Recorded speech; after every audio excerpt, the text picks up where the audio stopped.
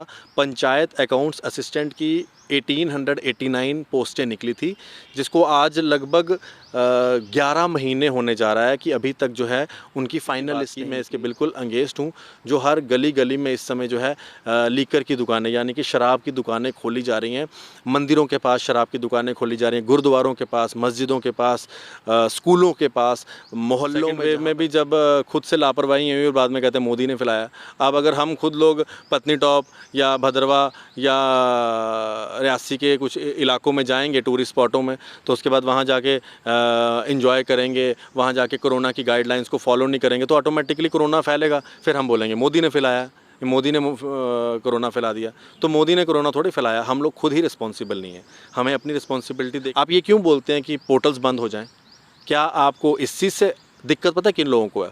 जिन लोगों को हमारे पोर्टल पे न्यूज़ चलने के बाद घर से उठ के भागना पड़ता है, उन लोगों को दिक्कत है, क्योंकि उनको दफ्तर से पड़ती है झाड़ कि भैया सोशल मीडिया में तो ये चीज़ चल रही है, आप लोग कहाँ सोए हुए हो। तो जब ये चीज़ आती है तो फिर उनको लगता है नहीं जी पोर्टल ही बंद होने चाहिए। पोर्टल क्यों बंद होने चाहिए? आज हमारे पोर्टल में इतने छोटे लड़के लड़कियाँ काम कर रहे हैं। अगर किसी को 5,000 तनख्वाह मिल रही है, किसी को 10,000 तनख्वाह मिल रही है, उसके घर का गुजारा तो हो रहा है ना। आज जहाँ पर इतनी अनएम्प्लॉयमेंट है, हमारा मीडिया जगत अगर लोगों को एम्प्लॉयमेंट दे रहा है तो क्या गलत है? मेरा राम राम बोलने से किसी को दिक्कत होनी नहीं चाहिए, तो सिर्फ उनकी मानसिकता है।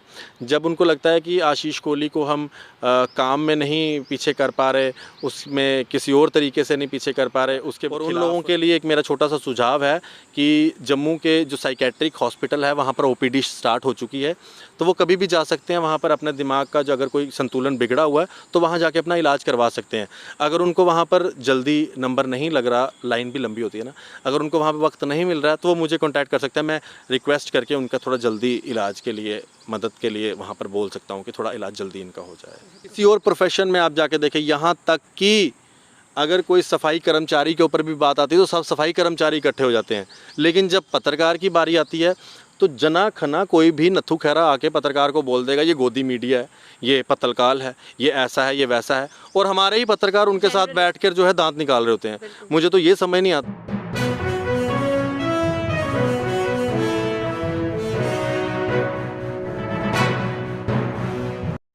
नमस्कार, स्टेट एनक्लेव में आपका स्वागत है और मैं हूं एंजेलिना स्टीफन। हम देख रहे हैं कि कोरोना की जो लहर है वो कम हो गई है और इससे अब ध्यान हटकर बहुत सी ऐसी चीज़ें हैं जिन पे अब लोगों का ध्यान जा रहा है। सबसे पहला जो हॉट टॉपिक है वो है अनएम्प्लॉयमेंट, क्योंकि अनएम्प्लॉयमेंट बहुत ज़्यादा है हमारे जम्मू कश्मीर में। इस अगर अनएम्प्लॉयमेंट की बात करें तो जो अभी का सबसे एक हॉट टॉपिक चल रहा है वो है पंचायत अकाउंट असिस्टेंट की जो लिस्ट है वो अभी तक आउट नहीं हुई है। साथ ही साथ अगर हम देखेंगे कि लिक्विड पॉलिसी भी आगे है, जिसको लेकर हम देखते हैं कि आए दिन हर गली में, हर मोहल्ले के बाहर प्रदर्शन हो रहा है, और उसके साथ और भी बहुत सी चीज़ें हैं जिस पे बातचीत करने के लिए इस टाइम मेरे साथ मौजूद है डोगरा पत्रकार आशीष कोहली जी। तो आइए इनसे बातचीत करते हैं। तो सबसे पहले बहुत बहुत स्वागत है। बहुत बहुत धन्यवाद आपका एंजेलिना और आपके चैनल स्टेट एनक्लेव का। मैं सभी दर्शकों को अब मेरी तरफ से राम राम, और मैं चाहूँगा कि इनके चैनल को जितना हो सकता है सपोर्ट करें, लाइक करें, और काफ़ी अच्छी पत्रकारिता करते हैं। और मैं एक बात ज़रूर कहूँगा कि इनके चैनल के साथ जुड़े हुए लोग पत्रकार हैं, क्योंकि आजकल कई सारा लोग जो हैं बिना मतलब के पत्रकार बने हुए हैं, तो वो अच्छा लगता है कि कई चैनल्स अभी हैं जहाँ पे पत्रकार काम करते हैं। आपने बात की अनएम्प्लॉयमेंट की, तो बिल्कुल सही बात है। जो कोरोना के अब केसेस कम हो रहे हैं, लहर कम हो रही है, तो अब जो मेजर चीज़ें हैं जिनके ऊपर बात होनी चाहिए वो है अनएम्प्लॉयमेंट। और अनएम्प्लॉयमेंट की अगर हम बात करें तो नई नौकरियां तो दूर की बात है, हमारे Jammu Kashmir service selection board द्वारा पंचायत अकाउंट्स असिस्टेंट की 1889 पोस्टें निकली थी, जिसको आज लगभग 11 महीने होने जा रहा है कि अभी तक जो है उनकी फाइनल लिस्ट नहीं निकली है। जबकि सेकेंड वेव में भी जब खुद से लापरवाही हुई और बाद में कहते हैं मोदी ने फैलाया। अब अगर हम खुद लोग पत्नी टॉप या भद्रवा या रियासी के कुछ इलाकों में जाएंगे टूरिस्ट स्पॉटों में, तो उसके बाद वहाँ जाके एंजॉय करेंगे, वहाँ जाके कोरोना की गाइडलाइंस को फॉलो नहीं करेंगे तो ऑटोमेटिकली कोरोना फैलेगा। फिर हम बोलेंगे मोदी ने फैलाया, मोदी ने कोरोना फैला दिया। तो मोदी ने कोरोना थोड़ी फैलाया, हम लोग खुद ही रिस्पॉन्सिबल नहीं है। हमें अपनी रिस्पॉन्सिबिलिटी, ये कहा गया था कि जो है फास्ट ट्रैक पे रिक्रूटमेंट होगी, 45 डेज़ में बच्चों को जो है नौकरी मिलेगी, लेकिन अभी तक 11 महीने हो गए हैं। तो मेरे ख्याल से 11 महीने में 45 डेज़ तो होते नहीं हैं। तो कितने ज़्यादा दिन हो चुके हैं और अभी तक एक फ़ाइनल लिस्ट नहीं निकल पाई है, जो कि पंचायत अकाउंट्स असिस्टेंट की निकलनी चाहिए थी। जबकि आप देखें यहाँ पर शराब की टेंडरिंग की बात करें तो रातों रात इन्होंने टेंडर कर दिए। जहाँ से इनको रेवेन्यू आना था, इन्होंने रेवेन्यू के लिए दिन रात काम किया, लेकिन जहाँ पर लोगों की एम्प्लॉयमेंट जनरेट करनी थी उसके बारे में सोचते नहीं हैं। एसएसबी के पास ऐसा कौन सा मेन बर्डन है कि उनसे 1879 लोगों की लिस्ट तक नहीं निकाली जा रही है। आज पंचायत अकाउंट असिस्टेंट के बच्चे रोज़ाना हैशटैग कैंपेन्स चला रहे हैं, डिक्लेयर PAA फाइनल लिस्ट, क्यों उनकी बात नहीं सुनी जा रही है। फिर कुछ दिनों में हम देखते हैं कि जो इनके चेयरमैन हैं वो अपने चहीते पत्रकारों को समय देते हैं और अपनी वाहवाही लूटते हैं इंटरव्यूज़ के ज़रिए, जबकि उसके अंदर ये बात नहीं मानी जाती कि उनसे देरी हुई है इस समय रिज़ल्ट निकालने में। तो बिल्कुल सही आपने कहा कि अनएम्प्लॉयमेंट एक मेजर इशू है जिसके ऊपर जम्मू कश्मीर के अंदर बात होनी चाहिए, और मैं सपोर्ट करता हूँ मेरे जितने भी पंचायत अकाउंट असिस्टेंट के एस्पायरेंट्स हैं उनकी जल्द से जल्द जो है फाइनलिस्ट निकलनी चाहिए। और दूसरी आपने जो लीकर पॉलिसी की बात की, मैं इसके बिल्कुल अंगेंस्ट हूँ। जो हर गली गली में इस समय जो है लीकर की दुकानें यानी कि शराब की दुकानें खोली जा रही हैं, मंदिरों के पास शराब की दुकानें खोली जा रही हैं, गुरुद्वारों के पास, मस्जिदों के पास, स्कूलों के पास, मोहल्लों में जहाँ पर हमारी बहू बेटियाँ, छोटी बच्चियाँ ट्यूशन जा रही हैं, पढ़ाई के लिए कहीं जा रही हैं, नौकरी करने जा रही हैं, उनका जीना मुश्किल हो रहा है, उनका बाहर निकलना मुश्किल हो रहा है, क्योंकि शराब की दुकान में कोई एक आम शराब ना पीने वाला तो आएगा ही नहीं, शराबी ही आएंगे। और शराबियों की मेंटालिटी क्या होती है आप अच्छे से जानते हैं, हमारी बहू बेटियाँ कैसे बाहर निकलेंगी, जिसके कारण आज काफ़ी सारे लोग जो है परेशान हो रहे हैं। लेकिन सरकार को अगर रेवेन्यू का ही सोचना है तो फिर वो यही काम करेंगे।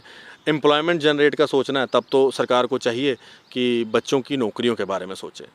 आशीष जी, आप जब भी कोई भी रिपोर्टिंग करते हैं तो आप स्टार्टिंग में राम राम बोलते हैं, जिससे कुछ लोगों को शायद प्रॉब्लम होती होगी और वो वीडियो में पहले मैं राम राम जी, तो कुछ लोगों को ये लगता है that you support particular community. आपका इस बारे में आपका क्या कहना है? देखिए अंजलिना जी, पहली बात तो मैं उनको क्लियर कर दूं कि मेरा राम राम बोलने से किसी को दिक्कत होनी नहीं चाहिए। कारण ये है क्योंकि अगर मैं एक धर्म के साथ ताल्लुक़ रखता हूँ तो मैं हिंदू धर्म के साथ ताल्लुक़ रखता हूँ, और मैं गर्व के साथ कहता हूँ कि मैं सनातनी हिंदू धर्म के साथ ताल्लुक़ रखता हूँ, और मुझे गर्व है इस चीज़ के ऊपर। और मुझे गर्व इस चीज़ के ऊपर भी है कि हमारे बाकी धर्मों के लोग भी अपना अपना काम कर रहे हैं, और मैं इसमें भी गर्व महसूस करता हूँ कि मैं बाकी धर्मों की भी इज़्ज़त करता हूँ। अगर मैं बाकी धर्मों की इज़्ज़त करता हूँ तो मेरे को अपने धर्म की तो इज़्ज़त की तो बिल्कुल परवाह है ही, कि मैं ये भी चाहूँगा कि बाकी लोग हमारे धर्म की भी इज़्ज़त करें। इसलिए मेरा राम राम कहने का मतलब ये नहीं है कि मैं बाकी धर्मों की इज़्ज़त नहीं करता, इसका तो कतई ही ये मतलब नहीं है। ये तो सिर्फ उनकी मानसिकता है। जब उनको लगता है कि आशीष कोहली को हम काम में नहीं पीछे कर पा रहे, उसमें किसी और तरीके से नहीं पीछे कर पा रहे, उसके खिलाफ आपने पीछे देखा होगा कहीं ऐसे परेशान जीवी हैं, ऐसे दिमाग जिनका सही नहीं चलता है, कभी मेरे बारे में अनाप शनाप फेसबुक पे लिखते रहते हैं। उनका काम है, लिखते रहें। उनके मेरी वजह से अगर उनकी रोज़ी रोटी चलती है तो अच्छी बात है। कभी उनकी तरफ से पता नहीं क्या क्या अजीब चीज़ें लिखी जाती है जिनका कोई सर ना पैर होता है। तो जब उनको लगता है कि इन सब चीज़ों से कुछ नहीं हो रहा तो फिर उनको ये लगता है कि ये राम राम क्यों बोलता है। तो इन सब चीज़ों से कोई फ़र्क मुझे तो पड़ने वाला है नहीं है। और मेरे को ये समझ नहीं आता कि अगर कोई और धर्म का व्यक्ति अपनी रिपोर्टिंग के अंदर अपने धर्म का नाम लेता है शुरुआत में, तो उससे मुझे कोई उससे आपत्ति नहीं है। मैं तो कहता हूँ आपको लेना चाहिए। और अगर अपने धर्म का नाम लेता हूँ तो उससे आपत्ति क्यों है?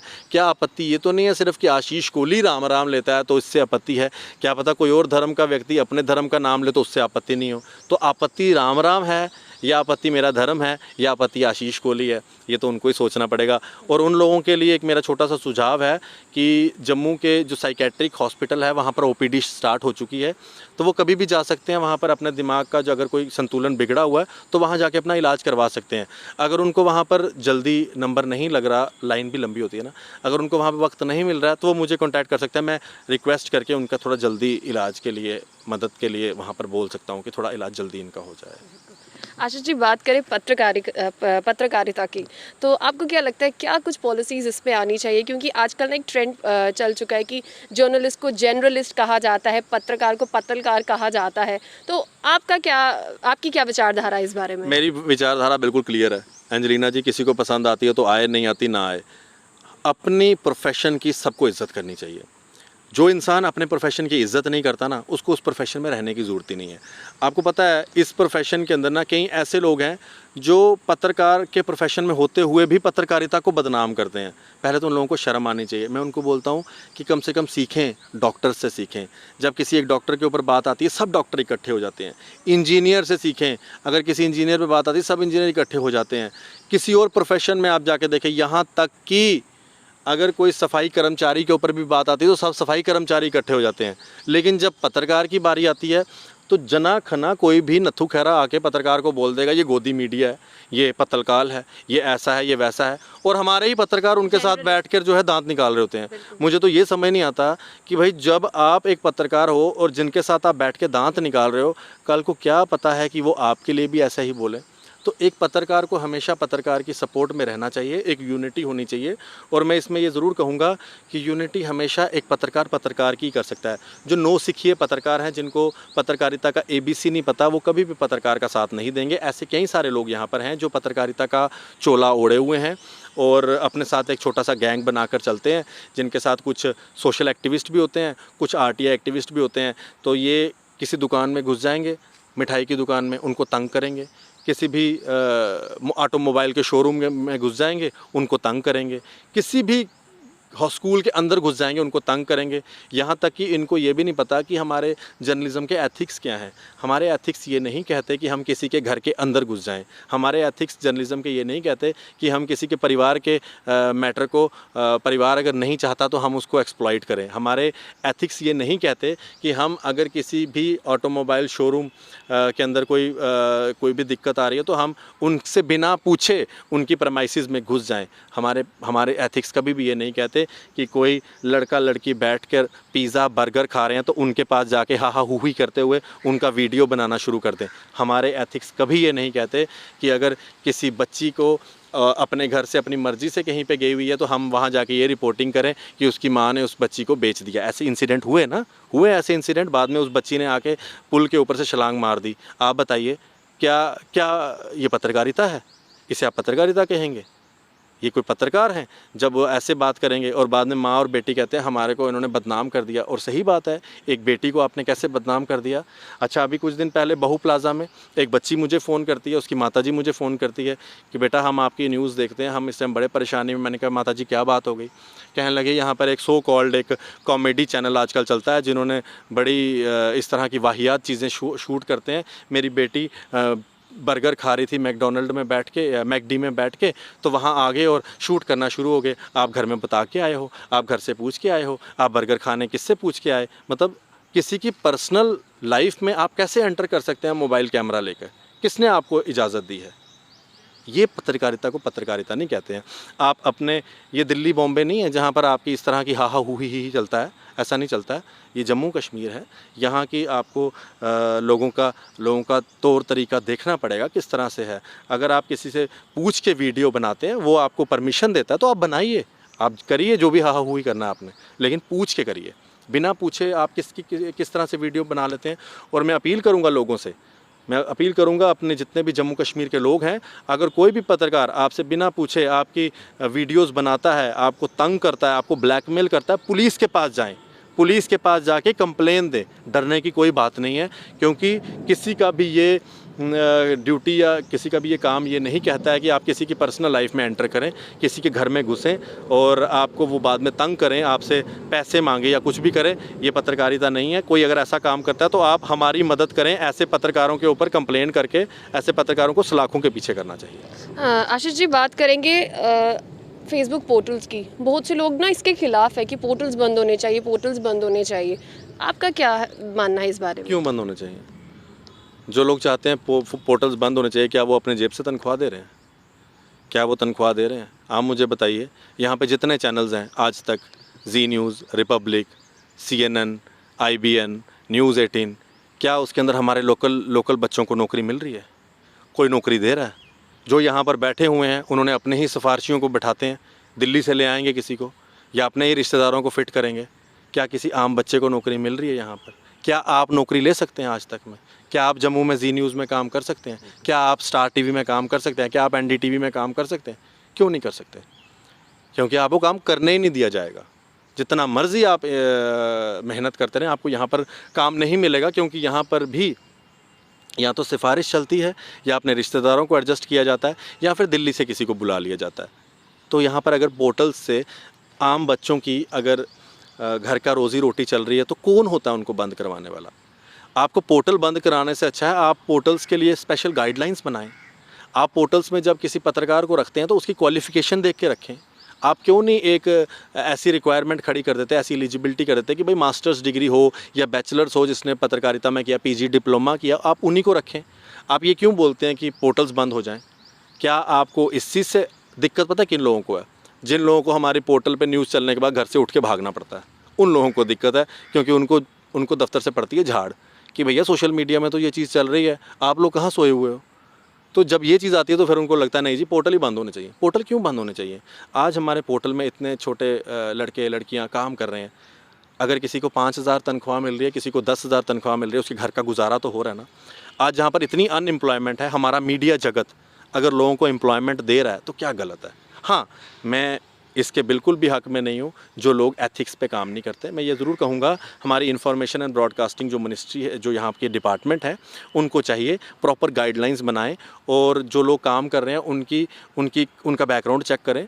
उनकी नज़दीकी पुलिस स्टेशन में उनकी वेरिफिकेशन होनी चाहिए कि क्या कोई पत्रकार ब्लैकमेलर तो नहीं है, क्या कोई पत्रकार के ऊपर कोई कंप्लेंट्स तो नहीं है। ऐसे बड़े सारे पत्रकार हैं, आपको पता ही होंगे उन सब के बारे में, जो हैं ऐसे लोग, मुझे भी पता है, बाकी लोगों को पता जो सुन रहे हैं।